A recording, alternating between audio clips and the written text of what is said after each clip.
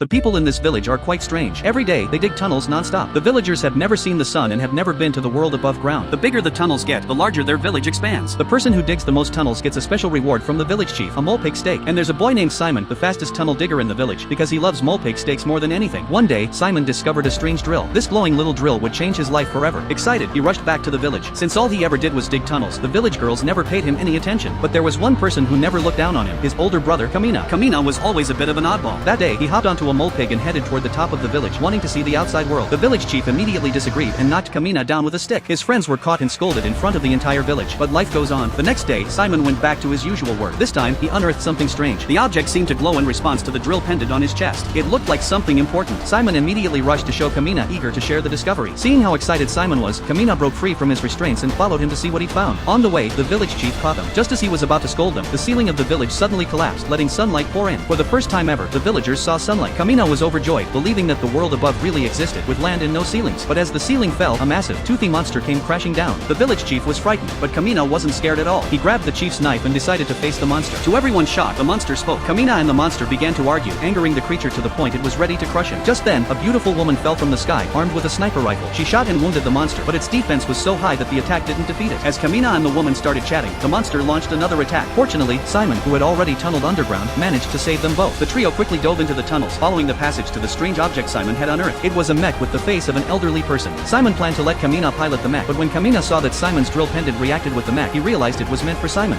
バカ野郎！無理を通して道理を蹴っ飛ばすんだよ！それが俺たちグレンダンのやり方だろうが！ With Kamina's encouragement, Simon gathered the courage to place the pendant in the keyhole and activated the mech.